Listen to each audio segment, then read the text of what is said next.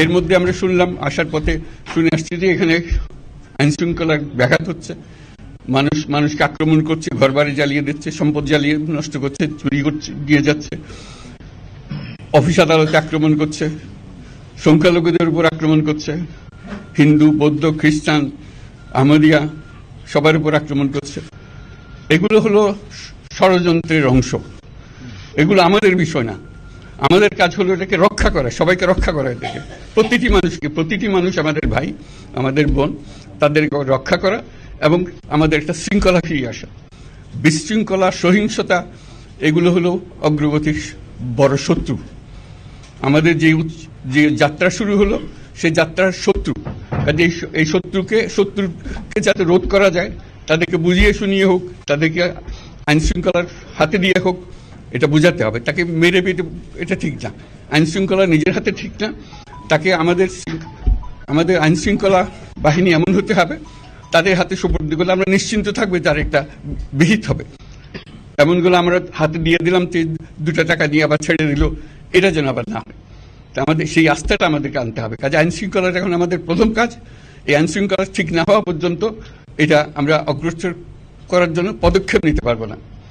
আপনারা আমার উপরে আস্থা রেখে আমাকে জানিয়েছেন, ছাত্ররা আমাকে আহ্বান দিয়েছে, সেটাতে আমি সাড়া দিয়েছি। দেশবাসীর কাছে আমার আবেদন, আপনারা যদি আমার উপরে বিশ্বাস রাখেন, আমার উপরে ভরসা রাখেন, তাহলে নিশ্চিত করেন যে দেশে কোনো জায়গায় কারো উপরে হামলা হবে না।